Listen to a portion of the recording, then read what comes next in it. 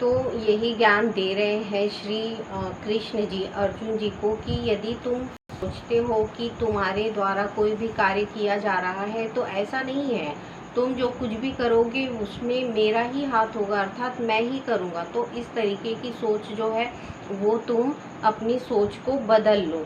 तो इस प्रकार से कहते हुए उन्होंने समझाया कि सुनो पार्थ, यदि मनुष्य कर्म नहीं करेगा तो उसकी आसक्ति नहीं होगी, वो आगे नहीं बढ़ सकता। इसलिए तुम अपने भ्रम को तोड़ो। ये मायाजाल मेरा रचा हुआ है, इसमें सभी लोग एक समान हैं। अपने कर्मों को प्रथम जानो और प्राथमिकता के द्वारा अपने कर्मों को चलायमान रखो।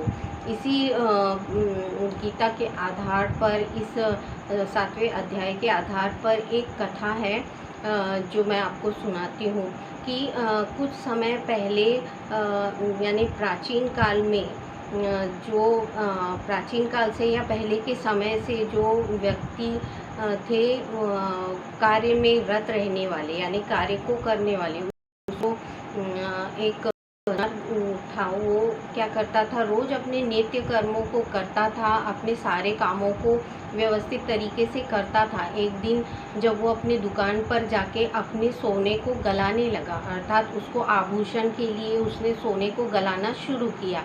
जब उसने जैसे ही उस सोने को एक आग में यानी डाल दिया गलने के लिए, तब उसको विभिन्न प्रकार की आवाज़ें आने लगी उस सोने से। तो उसने सोचा मैं रोज़ ये कार्य करता हूँ तब तो कभी कुछ ऐसा नहीं हुआ।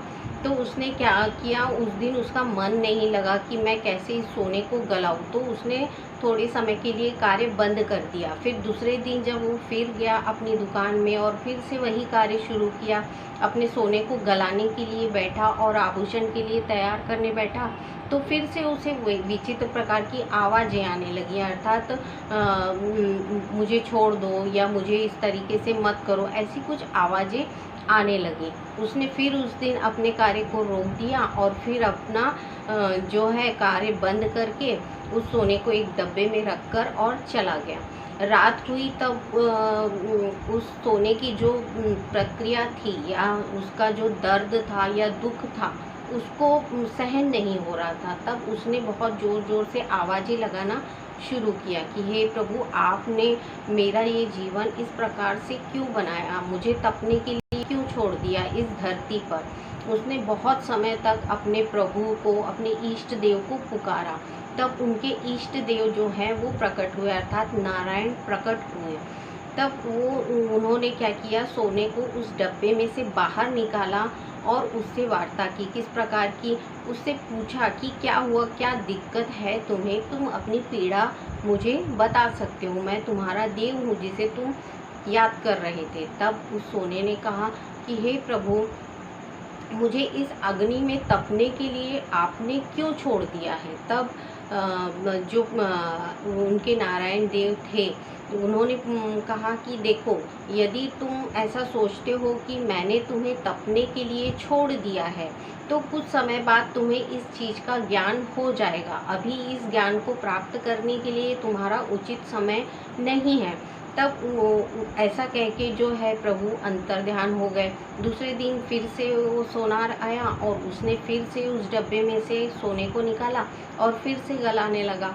जब वो गलाने लगा तब उस टाइम उसको आवाज़ कुछ भी नहीं आई। उसने उस सोने को गलाया, उसको एक आभूषण बना के और रख दिया। जब उसने इतना सब किया और अपने घर चला गया, तब रात में क्या हुआ, एक आवाज़ आई कि अब मैं क्या हो गया, यानी मैं क्या था और अब क्या हो गया।